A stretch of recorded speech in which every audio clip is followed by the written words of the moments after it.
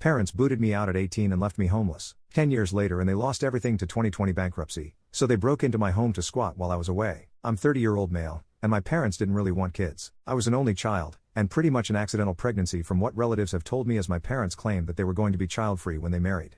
My childhood was initially good, but I think after I started growing out of the cute and adorable phase, my parents were less inclined to spend time with me. They both worked, and had their own business that they started together. That business was their life, and I was always second fiddle to it. Any other close members of family like my grandparents lived states away, and I barely knew anything about them till I was an adult.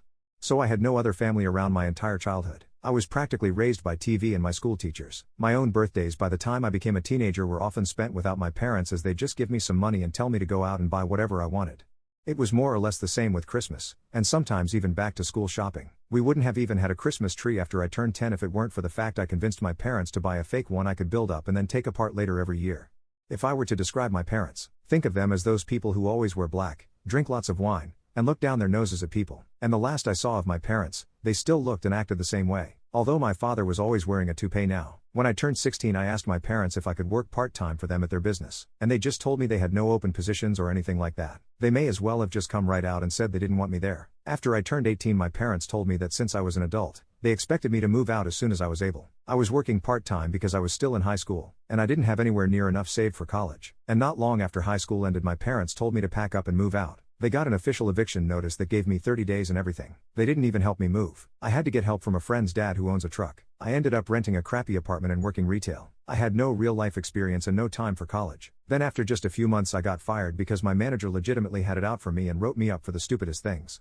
I don't even remember what they were anymore, but I wasn't the only one the manager treated that way. I called corporate about it and so did a few other people. Corporate looked into the manager, and they were soon fired for various reasons. Not many of which I actually know since it was mostly kept quiet. But someone told me theft of cigarettes was a part of it, and the manager was a chain smoker. Corporate refused to rehire me and only said that they'd changed the record to say I was laid off instead of terminated so my resume would still be clean. Guess they considered me damaged goods or something. I ended up going broke pretty fast because I was terrible at managing my own money and couldn't find steady employment. So I lost my apartment. I went back to my parents begging for help, but they refused to take me in. Not even for a little while to get back on my feet. I ended up homeless and living out of a tent in someone's backyard. In winter, my friends had all moved on to college, some in other states, and I was a broke kid taking whatever work I could to stay alive. My salvation came when one of the neighbors of my parents found out I was living out of a tent and offered to take me in for a little while so I wouldn't freeze. She helped me badger my parents into telling me how to get in touch with the other members of my estranged family. My parents did not want to say. My guess is out of fear of being judged for throwing their son out the way they did. But they coughed up the info and gave me a list of contact details, and then told me not to bother them ever again. I called my grandparents from my father's side of the family, and they were very surprised and happy to hear from me because they hadn't seen me since I was an infant. And I'm their only grandchild. My grandparents, after finding out my situation, flew me over to live with them as soon as they could. They basically adopted me. My parents didn't even see me off at the airport despite being invited to. I had zero contact with them for pretty much a decade. My grandparents said they despised my parents for treating me so poorly, and legally disowned them by striking them from their wills. My parents, I'm told, were not happy to hear that, but also said it didn't really matter because they were plenty well off and didn't need anything from my grandparents. How wrong that statement turned out to be. After about a year of living with my grandparents I was able to afford to start going to community college. I got an associate's degree, got a decent job thanks to a recommendation from my grandpa, and eventually my grandparents offered to sell me their house so they could retire to Arizona. My grandma wanted to live in a warmer climate as the cold winter was getting harder and harder on her health every year. I was sad to see them go, but I happily bought the house. They sold it to me for 1/3 its value, and I'll have it paid off in a few more years. My job has me going away on the road periodically, so I can end up away from home for weeks at a time. Not that I mind the travel. I have no pets or a girlfriend, or anything like that. I wouldn't have time for them right now, but in a few years when I have some things in order I'll make time. I don't want to stay a lonely bachelor forever. Then one day in late 2020 I came home after being away for over 2 weeks, only to find a large white van I did not recognize in my driveway. I was getting ready to call police when I noticed the van had the logo for my parents' business on the side of it, and I felt dread. Yes, my parents were there. They'd broken in somehow and were living out of my home, and they had the nerve to greet me like we were buddy/buddy the moment I walked in. I told them to get the hell out, and they refused because it was Grandma and Grandpa's house. I said it wasn't their house anymore. They'd sold it to me when they retired. They'd have known that if they were in any way involved with my life. But they threw me to the wolves 10 years prior with no life experience. We argued and they refused to leave. My father told me it was his parents' house first, and that meant he and my mother had the right to live there if they wanted. I walked right into my bedroom, locked the door and called the police. When the cops showed up they were of no help. My parents claimed to them that they had already been there long enough to have residency, which was a complete lie. but I had no cameras to prove they weren't there a month. My neighbors had no cameras either. So it was my word against my parents over how long they'd really been there, and they were claiming squatters' rights. They told police they had a verbal rental agreement with me, and that I was trying to illegally evict them for no reason. My mother even put on the waterworks when saying that. The police told me it was a family dispute, and to file eviction with the courts to get them out. And this was in 2020. Getting to court for anything took longer because of the pandemic. Meanwhile, my parents are squatting in my house rent-free and rubbing it in my face. From the information I got out of them, their business went bankrupt and they sold off almost everything they had to pay their debts.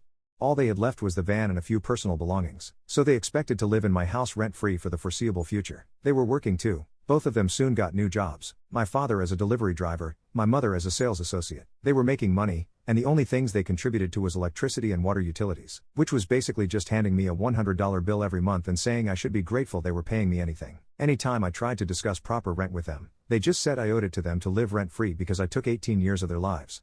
And it's not like they were demanding the money back for that time. Then threatened to stop helping with the utilities altogether. I was so at my wits' end that I ended up calling my grandparents to explain the situation to them. They were very unhappy, and spoke with my parents, but my parents still said they had the right to stay in my home, and refused to budge. My grandpa told me he was sorry it had come to this, and that if they hadn't sold me the house, my parents wouldn't have invaded. I told him not to worry, I'd already filed for a legal eviction, and would get it soon enough, and my parents already knew that they were on borrowed time. I made sure to say that in earshot of my parents too. They responded with the silent treatment. My father was away most of the time driving a delivery vehicle 6 days a week, which was a job really not to his liking. And my mother basically tried to take over my house in her spare time. She demanded I let her rearrange my living room, and even tried to force me to give her and my father the master bedroom, because they were my parents, and they deserved better, as she put it.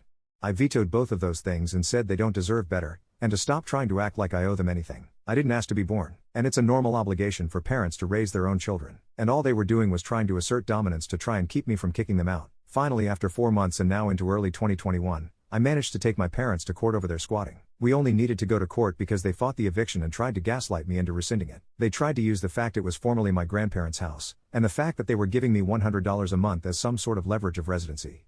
But there was no real rental agreement, and they were smart enough not to try and forge one, as that would have been fraud. So the judge ordered that they needed to be out in a maximum of 30 days because they have zero claim on my house. After court they confronted me and said they were disappointed in me for kicking out my own flesh and blood. I couldn't help but laugh and called them hypocrites because that's exactly what they did to me without a care in the world for my well-being. They had no love for me, so I have no love for them. I owed them nothing. They just tried to act like everything that was mine is theirs. But they had no right to call themselves my parents because they've never really acted like it. I called them a pair of snobby lying narcissists to their faces, and told them to get their affairs in order, because they already know I won't hesitate to call police if they don't leave my house when the 30 days are over. My father looked enraged, but my mother stopped him from saying or doing anything by grabbing his shoulder and shaking her head. He sneered at me and walked away. They left, but not without a lot of tension. That final month was spent with them either guilting me to try and make me change my mind, or completely ignoring me. I put up a calendar in the living room and checked off each day before they had to leave with a red marker, and the exact day they were to be out was marked with a big red circle. I still remember that final day was March 2nd. My parents waited until the exact day they had to leave my home for good before they finally left, even when all their stuff was out of the house and they were sleeping on the floor in the guest room for a few days. Since they were so convinced they could make me let them stay, they didn't bother to try and look for an apartment until after the court eviction went through. And my mother spent weeks scrambling to find an apartment. They had to get a tiny and crappy studio apartment in the next city over because it was the only thing they could find on such short notice. A lot like what I had to do when I was 18. Quite ironic. Why don't you talk to your parents anymore? I was grounded from the time I was 8 until I moved out. My stepmom would always find another reason to extend it, no matter how small, even my messy bookcase, and at some point it just became normal that I wasn't allowed to do anything and my dad didn't bother to fight it. And grounding for me didn't just mean I couldn't play video games, it was everything. I had no access to any kind of tech. She took away my alarm clock when she found out I was using the radio on it. I couldn't go outside, I couldn't watch TV, I couldn't be up past 8, yes, even in summer when I was 17, I couldn't leave my room without a good reason. I wasn't even allowed to be in my sister's room or talk to her at all. I lost my real mom at 5, and my stepmom came into the picture within the year. I was still nowhere near recovering, and felt like she was trying to replace my mom, so of course I wouldn't call her mom or anything like that. She and my father married when I was 7 without asking me or my sister, 3 at the time. My little sister was only 1 when my mom died, and didn't feel bad letting our stepmom be mom. She didn't even know anything else. She loved my sister and hated me, and I started doing worse and worse in school, giving my stepmom reason enough in my dad's eyes to keep me grounded that whole school year. It just never stopped after that. When I was 9 she found a cover to a porn DVD I'd found in the trash and beat me with the buckle end of a belt. My grandparents, mom's side, got pictures of the bruises, but were too afraid my dad would move me across the country to do anything. It was enough that she was never physical again, but she just started making me write sentences after that. It started out I will not lie 100 times, but that didn't keep me busy long enough, so she kept adding to it every time I did something she didn't like. The worst was when I was 14, and I ate some stevia packets from on top of the fridge, and told her I didn't know where the empty packets came from out of fear. I will not lie, I will not steal. God hates a thief and sin is death. 10,000 times. Due by the end of the month, in December. While I was writing them out, she came by my door, didn't say a word, and just set her belt on the doorknob. That was about as bad as it got, and honestly I consider myself lucky it never got worse. I went to my grandparents' house almost every weekend, and they tried to spoil me as best they could. They weren't rich, but they loved me and gave me everything they could. I wouldn't be anywhere near the kind of person I am today without them, and I'm so thankful they were a part of my life. They taught me how a family is supposed to show love, since my mom couldn't, my stepmom wouldn't, and my dad didn't know how.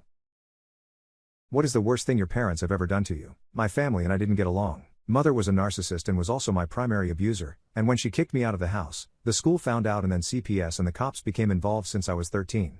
I guess it's mistreatment or neglect to make your kid live on the streets. She convinced them that I ran away and didn't get in trouble or anything. Looking back, I think this was a narcissistic injury to her though. I think that was the catalyst. Anyway, one day I'm in the basement and there's a knock on the door. My sister answers and I hear footsteps coming down toward me. I turn to see who it is and it's a police officer. He starts asking me how long I've been doing substances. I had never seen substances in my life at this point. He searched me in my room, and even though he found nothing, he put me in handcuffs and put me in the back of the car. When I got to the psych hospital they informed me that the cops came at my mom's request because in her words, I was a violent and out of control substance addict and a runaway. She called the psych hospital to arrange my stay and also arranged for the cops to bring me since I was so out of control and crazy. They drew blood and told me they'll be finding out what substances I'm on, then processed me in. They told me I had to sign everything to save time. I asked what if I don't sign? They told me there's no way out of this. I'm a kid and they're going to be keeping me. It would just show them I'm uncooperative and waste everyone's time. I signed. It was only in the last 6 months while doing trauma work with my therapist that I realized if I didn't sign, they would have had to prove to the state that I was a threat to myself or others, and I wasn't. No hurting myself, and I've only been in one fight in my life. There was no active diagnosis they could use to keep me, and I know my blood was negative for any substances. They tricked me into signing myself in. The actual mental health workers in there, all of them apologized to me at some point in the first few days and said they don't know why I'm there. Pretending not to recognize my parents when they tried to reconnect. I was raised mostly by my uncle and aunt. My older sister developed a serious illness when I was 6 and my parents decided that they couldn't care for both of us I guess, so they kind of unceremoniously dumped me at my grandparents and my uncle took me in. Didn't even explain to me what was going on. Just you're going to go visit Gran for a while and never pick me back up. My grandparents and uncle explained it later, and they were pretty livid at my parents. I've seen my parents maybe 5 times since then and not at all for the last 9 years. I decided to stop having contact with them when I was 12 and since I was the only one reaching out all communication broke down. It turned out okay. I love my aunt and uncle and it turns out they can't have kids so they've always said I'm their miracle kid. I was just misrouted by the stork at first. I was formally adopted by them when I turned 18. I wish it had been earlier but there were some red tape things that would have made that really expensive and difficult. I'm 21 now. My sister passed away between Thanksgiving and Christmas and I made a trip back from school for the funeral, but I stayed in the back and left before my bio parents could talk to me. They called my uncle to try to talk to me, but I said I didn't want to so he told them that I wasn't available at the moment. They finally caught up to me over Christmas when I went to midnight mass with my gran, and approached me and tried to give me a hug. I did recognize them, but I pretended not to and just backed off and said sorry, do I know you? They said we're your parents. And I said my parents are at home. And went and sat down with my gran. They sat behind us and I could just feel the stare, and on the way out they were like you really don't recognize us? And I said oh, are you my dad's brother? I think I remember you from when I was little. My gran thinks they deserved it trying to come back to me like nothing happened, but they wrote me a long letter about how hurt they are and how I should understand that they were trying to do the right thing and how they'll always be my parents and I can't change that. Other family members think I was too harsh as they're grieving, but I don't think they should get a pass just because they remembered me now that my sister is gone. Update, my parents took me out of their will, and are giving everything to my sister because of what? I found out that I was an accident. Apparently after my sister, my mom had a miscarriage and they decided not to try again and then a year later, along pops me. Because I was unplanned, they hadn't really thought through their finances, and so for about a year and a half, my dad had to work 2 jobs and has always felt that I made him miss out on my sister growing up and that because he rarely saw me he has never really connected with me. As for my mom, the previous miscarriage had put her off from having children, and she was content with her little girl and by then and was quite happy to be done having children. I also came to find out that they are both disappointed with me. They don't like my fiancé, they don't like that I live a 40-minute drive away, and they are sad that I chose accountancy instead of doing a law degree. But most of all, they are disappointed that I am not closer to my sister, the same girl who spent most of her life bullying me, who has treated them appallingly, who stole money from them regularly until she moved out, and who I was persuaded to lend £2,000 of my savings for university to so she could clear some debts. She never even paid that back and I had to get into a lot of debt myself to get through my final year. It's not even like I am horrible to my sister now. I love my niece and nephew and spoil them all the time, and for their sake will help her out from time to time with money for bills and food. Apparently this is why I am not in the will, and never have been except when I was younger, when custody of me would have been given to an aunt until I was 18. They have never really seen me as their son. I was always a bit too distant and self-reliant, and apparently made it easy for them to love my sister more.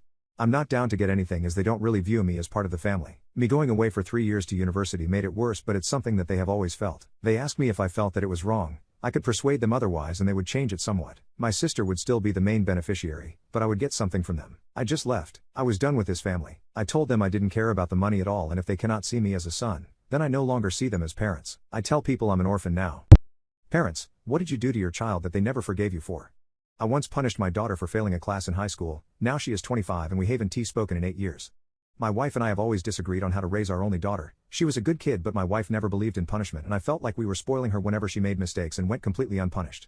Some examples being, when she would come home past curfew, when she would dress inappropriately, or when she would take a long time to answer her phone or respond to our texts.